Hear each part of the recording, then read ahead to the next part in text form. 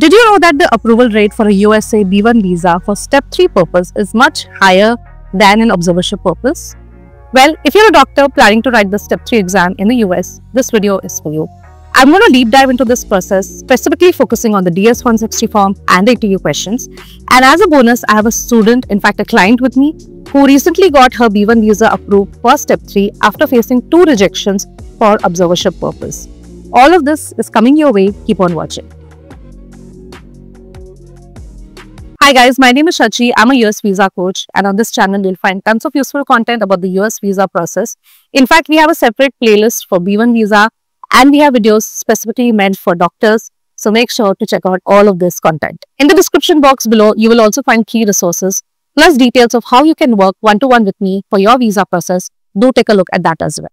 So the Step 3 exam is the last exam in the USMLE series, and this is an exam which can be written only in the US once you have completed Step 1 and Step 2.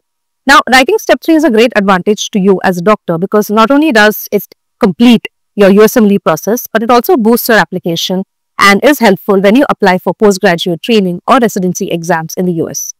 So, since this is an exam written only in the US, you would need a US visa to enter US for this. And the visa which is used for Step 3 exam is the US B1 visa.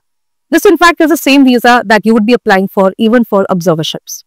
So, when you apply for a visa for a Step 3 exam, the officers expect you to have a bunch of things already done and completed. So, it's really important to plan well so that by the time you reach the visa interview, you would have already met all of these criteria which the officer is expecting. We're going to start this video by listing out what are these prerequisites and giving you a checklist of everything that needs to be done before you even think of the visa process. So, the first prerequisite is completing the OET. Now, OET is the English language test for healthcare professionals. And to apply for the Step 3 exam, you need to have your OET done. You need to have that minimum score because English language is going to be the main medium of, the entire education and the main medium of communication when you're going to be doing all the programs in the US. So, you need to schedule your OET, complete it, and have that minimum score in place. The second prerequisite is an ECFMG certification. So, an ECFMG certification essentially verifies your medical degree. And since you're an international medical graduate, it's going to verify the degree and say that this degree is valid and it's good to go and you can proceed ahead for the next steps of your postgraduate training in the US. So, you need to apply for the ECFMG certification and have that in place as well. The third prerequisite is a scheduling permit. So, you need to have a scheduling permit. So, to write a Step 3 exam, you will be applying for the scheduling permit. So, the scheduling permit gives you the go-ahead that you can go ahead and, book your test dates and your test centers. And the fourth and the final key prerequisite is having the test date and the test center booked. So, you need to know exactly which test center you're going to in the US. There are multiple test centers for writing the Step 3 exam. It's conducted by Prometric. And these are, in fact, in almost every state in the US. So, you need to have your test center zeroed in and you also need to have your exam dates booked. So, there'll be 2 dates that you'll be booking for the Step 3 exam and both these dates need to be planned. In fact, when I work with clients and some of them come to us after a rejection, one of the common mistakes we see is that they would have completed the OET and the ECFMG certification, but the scheduling is not yet done or the test center is not yet booked. And this is one of the things the officers check for when you appear for the Step 3 visa interview. So, some students do tend to apply early. That means they apply for the Step 3 visa even before getting the scheduling permit. I would highly recommend to avoid this and make sure that you have all the 4 prerequisites done. Your OET, ECFMG certification and scheduling permit and the exam date and the test center should all be in place when you appear for the visa interview. In fact, we have designed a free PDF guide and a tracker for you so that you can keep track of this entire process right from the prerequisites to what are the documents required to the interview questions. And I'm going to be telling you more about this free guide in just a bit. Keep on watching. Once you're done with all the prerequisites, you can start the visa process, which essentially involves 3 steps: filling the DS-160 form, booking your biometric and the interview date, and of course, appearing for the entire process. Now, do keep in mind that this entire US visa process does take time because filling the form, getting the appointment, sometimes can even take 2 to 3 months. So, it would be okay to start this process in advance even before your prerequisites are done. But do time the interview date really well and make sure that by the time you reach your visa interview date, you are done with all the 4 prerequisites. Next part of the video, I'm going to be discussing the DS-160 form. So, as you would know, the DS-160 form is the only document that is actually asked in the entire visa process. And this is the form that the officer is going to have in front of him or her when you appear for the interviews. So, properly filling the DS-160 form and making sure that it aligns with the Step 3 purpose is really important. So, I'm going to discuss few pointers to help you in filling out this form. The first pointer is that ensure that the travel section of the DS-160 form aligns completely with your Step 3 permit. So in the travel section, you will be asked the address where you're going to be staying in the US. You'll be asked the date of your travel. You'll also be asked the length of your travel. So make sure that this matches exactly the Step 3 format that you have received, which means that the travel date should be around the same dates that you have booked. So let's say that you have booked for September 1st and 10th. That means in the DS-160 form, the date of travel should also be around 1st and 10th. And the length of travel should also match this. So you could probably indicate a date, a length of travel for about 10 to 12 days. Same thing with the address. You're not required to book any accommodation before when you appear for the visa. So the address could be the test center address itself. So whichever Prometric test center you have booked, the same address could be entered in the DS-160 form.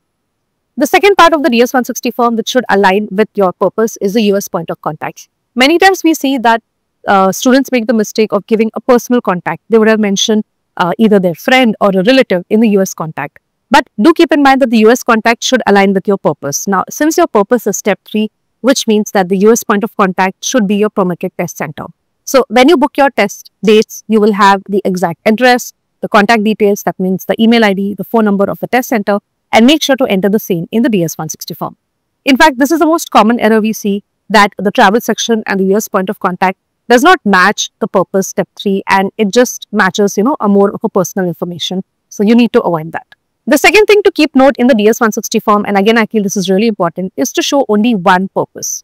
So the same visa, B1 visa, can be used for Step 3 as well as for giving observerships or doing observerships in the US. But when you apply for the visa, it is best to show only one purpose at a time. So if you want to write Step 3, it would be best to show just the Step 3 purpose and not combine it with other things like observership. Many times we see clients make this mistake of showing both the purposes, that means Step 3 and observership, and they tell the officer as well the same, that they want to do both. Now again, though both come under the same visa, it doesn't align very well for the officer because he's not really sure of how long you're going to stay in the US and what are the immediate reasons for you to come back. So to keep things really simple, it is best to show just one purpose. So if you're planning to write Step 3, just show the Step 3 purpose and give the visa interview with that. And once you get your visa, later on, once your Step 3 is done, you could always travel again to the US and then do your observerships on the same visa. The third important aspect for DS-160 form is funding. Now, the funding requirement for writing a Step 3 exam is typically not very high because essentially you need to take care of your flight expenses and accommodation for about 10 to 12 days in the US. So if you're a working professional, if you're a doctor who has worked for at least, let's say, more than a year, then it would be good to show self-funding here instead of showing a parent. And again, in our, experience of working with clients, we've seen that self-funding is always preferred by the visa officer. So in case you have 1+ years of experience, you have a regular salary coming in, and you have obviously the proper documentation and proof of the funds, then indicating self-sponsorship for Step 3 exam would be better than showing a parent. Of course, if you're not working or you don't have the sufficient funds or you don't have the required documentation with you, then do not indicate self, go with your parent as the sponsor for this. If you're still watching the video, do give it a thumbs up and comment below Step 3. This will help me understand how many of you are actually interested in writing the Step 3 exam in the US, and we can plan to bring out more content for you. Next part of the video, we're going to focus on the visa interview questions. So in my experience of working with clients, I've seen that the questions for the visa interview typically fall into 3 to 4 domains. The first and the most common domain of question is about the exam itself. Very commonly, we observe that officers are not really familiar with Step 3 or with USMLE or the entire process. So questions do come about what exactly is Step 3, what is the USMLE, does this mean that you're going to be working in the US, what exactly does this licensing mean? So you need to be prepared well for explaining all of these terms to the officer and putting it in a way which indicates that this is only for applying for the postgraduate training in the US and you're not actually going to be working in the US as a doctor. In fact, the interview experience that I'm going to share with you in just a bit, the same thing happened to her as well. The officer questioned her that, is this exam actually to work in the US? And she had to explain the entire concept of Step 3 and USMLE to him. The second domain of questions which is asked quite commonly is about the travel itself. So how many days are you going for? How are you going to be funding? Where are you going to be staying? What are your exact travel dates? All of these questions, typically especially funding, is asked quite commonly. Third domain of questions is about the future plan. So many times we see that the officers are quite curious to understand what exactly is your plan once you're done with the exam. And are you going to come back to India? Are you going to do anything else in the US? And also, if you're coming back to India, what's your plan? Are you going to continue your job? Are you going to quit? And are you going to apply for the residency or the postgraduate training programs in the US? So do expect at least 1 to 2 questions about your future plans. Fourth domain is academic and work questions. So questions can be asked about your MBBS degree, when did you graduate, how much did you score. Sometimes questions are also asked about the work experience. So let's say that you have worked after your MBBS, how many years you have worked, what are the kind of jobs you had, and whether you're currently working or not is also asked. One quick tip here, when you apply for Step 3 exam, it would be good to be employed. Many times we see that the clients who come to us for Step 3 are not currently working. Either they wouldn't have worked after the MBBS or they've just taken a break to prepare for the exam. While all of this is genuine and it's valid, but when you write for the Step 3 exam, it's good to be employed so that you have a definite reason and an immediate reason to come back and explain the same to the officer. So do plan it well, I would say, and plan it in such a way that when you're appearing for the visa interview, you are already working in a clinic or in a hospital. And the fifth domain of questions is about previous rejections. So very commonly when a student applies for a Step 3 exam, they would have already got a rejection, for an observership purpose. So they would have applied for observership purpose earlier and that visa would have been rejected. So questions can be asked around the rejection, and this typically centers around why you got rejected, what changes have you done, and many times officers ask that previously you said you want to go for an observership and now you're saying Step 3, so why are you changing the purpose? So to help you prepare for all of these questions, we have a free PDF guide and a tracker that we have put together, and this will give you the complete list of questions that you need to be ready with. Of course, for a proper in-depth prep on your DS-160 form and interview, do reach out to me. You can work one-to-one with me and I can help you with the DS-160 form, structuring your answers, as well as the mock. The link for this is right below in the description box. Do take a look. The next part of the video, I have a really interesting interview experience to share with you. She is in fact a client and she came to us after 2 rejections of B1 visa for an observership. So when we did a consultation and looked at her profile, we realized that observership is not aligning for her because she already had experience, and that's the reason probably the officer felt that she didn't need the observership. However, she was already in her USMLE journey, she had cleared Step 1 and Step 2, and hence writing Step 3 made a much stronger purpose for her. So we prepped her right from her DS-160 form to the answers to the mock, and she got her visa approved at the Mumbai consulate. So she is here sharing her entire experience. The officer asked her some really interesting and tricky questions, but she was able to hold her fort and answer it well. Plus, she also has pointers to share with you about what she observed in the Mumbai consulate. So do give this experience a listen. I'm so happy it worked out. What times the charm, they say, right? So Yes, ma'am. A big thanks to you because it wouldn't have been possible without your mentorship and guidance. And also, you and your team made so much efforts. Starting from the DS-160, then editing it. Then the interview prep, everything was so good. I never felt so much like confident when I went for the interview. So, I'm really very thankful to you. It's only because of you now I will be able to do whatever I want to do ahead. So thank you so much, ma'am. Thanks a lot for the kind words. So initially when I went for the interview, so ma'am वहाँ पे 3 main जो थे visa officers, they were very मतलब डरावने से. So there was count number 31 जहाँ पे almost 18 to 19 rejections करती थी उन्होंने. Like he wasn't listening to what the candidate wants to say. He was just like कि हाँ कि you don't need visa at this time, and he was just rejecting everyone. तो 29, 30, 31 counters थे that were working. बाकी के जो counters थे वहां पे mostly they were like families those were going for a trip and they needed translators. So when I went to the visa officer, so I greeted him and he took my passport and then he replied me good morning with my name. And then he said that initially he was in a very happy tone, and then he said me, oh, you have previous rejection. So then he asked, and why are you going now? And so I explained him that I'm going for my Step 3, I'm a doctor, and I'm going for my Step 3 to Boston for 10 days to give my exam, and this is last part, and it is only written in the US, so I need to travel to Boston for this exam, and I have my dates confirmed for this exam, and I'm completed all the prerequisites. Then he just gave me a very vague expression.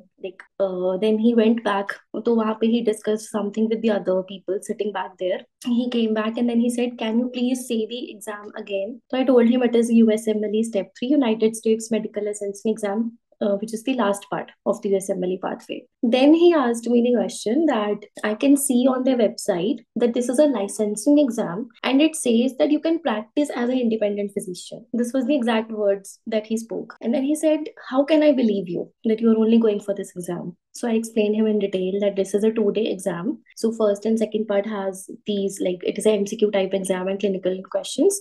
Then I explained him that I'm an international medical graduate. So for us, this doesn't work in this way.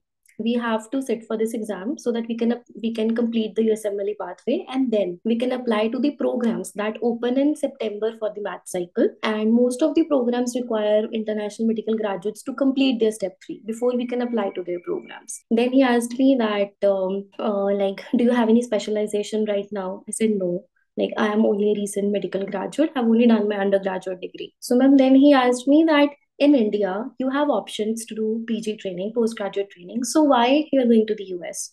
So I explained him that because I want to apply to family medicine. This was something that I framed the answer on the spot, that I want to go for the family medicine residency. And in India, we don't have well structured programs for this. Moreover, most of them are only diplomas, which on the Google is also mentioned that we have diplomas. So I told him that my goal is, if I get the opportunity to train there, so my goal is to come back to India so that I can practice family medicine in every domain, because in India we don't have such programs. Then he asked me the next question that, I can see in your DS 160 that you have changed your job 3 times. Then why is it so? So I explained him that first I was working in a private sector where I was a recent graduate. I got this opportunity, so I joined the job, which was also related to primary care, because I was a tutor in community medicine, which is also like the family medicine is more or less like community medicine in India. So I explained him that it was a private job. Now I'm in a government setup. And now and then I just told him that the pay is high and I have much more experience. And then he was not satisfied with this thing. And then he said me that, when did you join your first job? I told him January 2024. Then he said, no, I'm specifically pointing out on the date you joined. So I said, I joined on 4th January. Then he said, are you sure? I said, yes, I'm sure that I joined on 4th January. Then he's asked me again that, which specialty do you want to apply to? And I told him family medicine. And I said that because I want to train in family medicine, because in India we don't have well structured programs. So I will be one of the very few physicians that will be trained in family medicine when I come back to India. And then the last line he said, this seems genuine. Just he said this thing, and then he said, I'm approving your visa. So it was like the 10 minutes long. Like, he gave me very, sometimes he was so expressionless that I was like, that maybe I have said something wrong. That is why he's asking me again and again. But at the last, he said that this seems genuine. This was the exact thing he said me. And then he said, I'm approving your visa. Wow, this was quite a long interview. Yes, it was about 10 minutes long because actually ma'am ऐसे हुआ था कि वो 2 बार गया था पीछे. पहले when I said him कि I'm going for my step 3, he went back, he didn't discuss something, he came. उसने मुझे पूछा कि step 3 can you please repeat what is this exam and why are you going? तो उसने ऐसे पूछा. And when जब he said कि this seems genuine and I'm approving your visa, he again went back and then he came back and then he said just okay, you can leave. Oh, okay, wow, there's so many questions I have now. Why did you focus on the joining date? Joining date of your first job or the First government job, because ma'am, job? he was very curious to know that Okay. why did you change the jobs? Like, first you were in a medical college, now you're under the. So he said me, why did you like? I can. This was a very random thing that he asked. That I can see in your DS 160, you have changed 3 jobs. He specifically mentioned this, and then he asked me that why is it so? But Maybe. were you able to tell him it's the same government, like it's the same job, basically? You told Yes, him ma'am. that. I told Okay. him. This is the same. Like, I was working in a 2 different setup, so I told him. And then I think that because he was specifically focusing on family medicine aspect, that which specialty you want to apply, so he wanted to check that whether the job aligns with family medicine or not. So, but that was very random thing. And then he specifically asked me that, no, I'm asking which date you joined. So that was 4th January 2024. So I remembered that thing. That could be just a verification also. Right. To know whether, you have entered these details yourself. Right.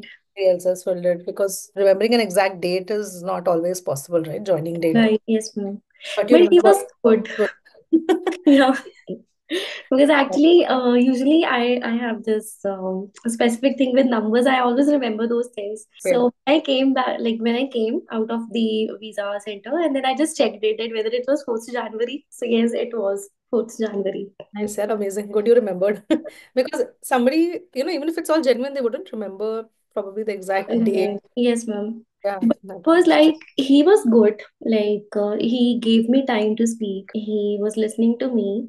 The only thing was that he was like उसको यही पूछना था कि family medicine पक्का है कि नहीं है, क्योंकि उसी पे उसका था, because he checked that thing also when I told him ना कि इंडिया में नहीं है फैमिली मेडिसिन के प्रोग्राम्स। Okay, तो he फिर double उसके checked that. बाद या ही चेक दोज थिंग्स, बट जो ECFMG में लिखा हुआ है अबाउट स्टेप 3 वो स्पेसिफिकली उसने वही बोला कि ये इंडिपेंडेंट प्रैक्टिस के लिए है एग्जाम, और उन्होंने वही लिखा है। Like on the Google menu type तो वो नहीं आता, और जब उसके वेबसाइट पे आप जाओ तो ECFMG ने लिखा हुआ है कि दिस इज एन एग्जाम जिसमें आप इंडिपेंडेंटली फंक्शन कर सकते हो। Seems like it was something new for him also. He seems to have right, gone, checked, read the right, website, then asked that's him again. या And then, actually मैंने went, so जब उसमें बोला ना कि you have previous rejection and you are going for a medical observership, तो उसके बाद फिर उसका यही कंसर्न था कि हाँ कि एग्जाम का कैसे अब क्या। और फिर उसने मुझे ये भी पूछा था मैम विच आई स्किप्ड कि व्हाई यू चोज बॉस्टन। तो उस पे तो आई सेड एग्जैक्टली दैट जो okay, मैंने availability of test dates and all right, that. I wanted to have that connectivity अच्छी हो, तो बॉस्टन हैज दैट थिंग, और मेरी ऑफिशियल लीव में भी वही था। Hmm. डॉक्यूमेंट उसने एक भी नहीं मांगा मेरे से, neither NOC nothing, and Hmm. Even he didn't ask me about any funds, कुछ भी नहीं, Oh yeah, funding was not asked at all, right? Yeah. Nothing at all.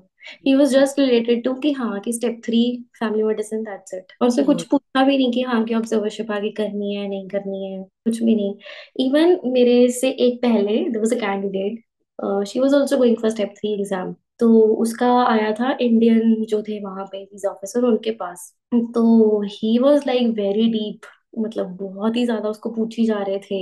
And then फिर उसको होल्ड पे किया हुआ था उन्होंने काफी टाइम का, तो वो देख के मुझे थोड़ा सा हुआ कि like like the purpose is the same step 3, तो व्हाट शुड आई डू।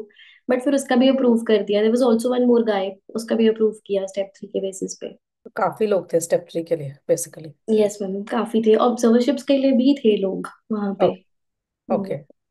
तो but the Okay. Thing was कि ये जो वीजा ऑफिसर्स थे ना, लाइक जो 29 से 34 तक थे, 33 34 में बाद में आए थे, so most of the people said कि हाँ कि ये वाले जो वीजा ऑफिसर्स हैं ये ठीक है। जो उसके पीछे थे एक्सेप्ट दैट 31, तो मैम उसमें तो 17 18 रिजेक्शंस मेरे बिल्कुल सामने लग रही थी, वो तो लोगों को बता भी नहीं रहा था कुछ कि वाई इज इट या कुछ भी। What did you observe in those interviews? Any particular pattern in the ma'am rejections? में एक था कि F1 वीजा के related they were very curious to know कि बेसिकली तुम्हारे फ्यूचर प्लान्स क्या है, ठीक है, and why have you particularly chosen this university, कि इसके एरियाज के इसके आसपास और भी अच्छी यूनिवर्सिटीज है। Like I remember there was a person, उसने बोला कि मैंने मैकेनिकल इंजीनियरिंग की है इंडिया से and now I have to go for my further degree, तो मैंने यूनिवर्सिटी ऑफ कोलोराडो चूज किया। तो मैम उसको वहीं फंसा लिया कोलोराडो में कि व्हाई यूनिवर्सिटी ऑफ कोलोराडो। फिर he started asking that do you know what things are endemic in this area, उसको ऐसे पूछा, he had no clue about this।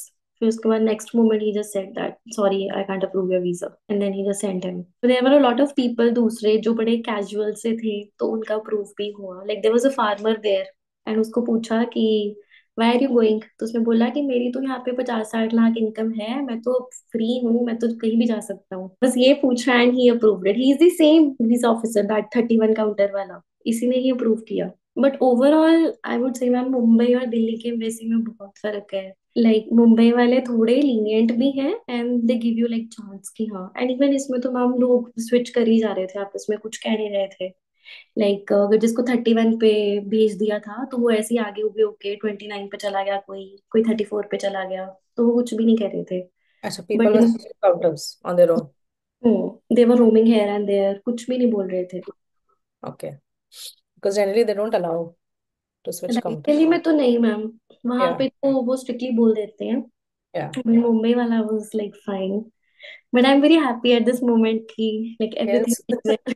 Yeah. That's great. I mean, yeah. Yes ma'am, but it's only possible कि जैसे आपने guide किया, and like I am very thankful to you. You did all the hard work and you remembered the dates. I think that is important.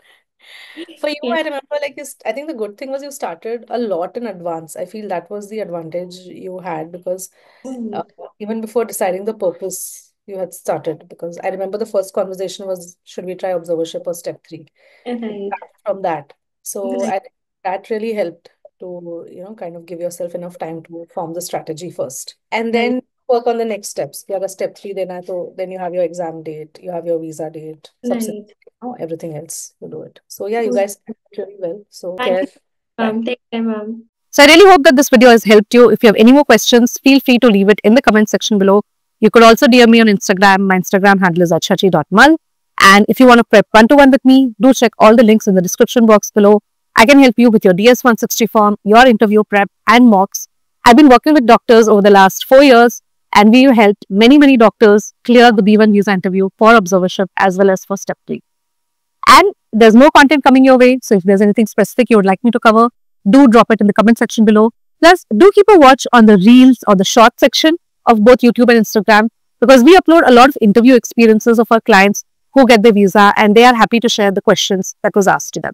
Once you're done watching this video, you can also watch this video, and this is of a doctor who shares her entire experience of getting into the residency program and how she went through the entire match process. So do give that a watch, and I'll see you in the next one. Signing off for now.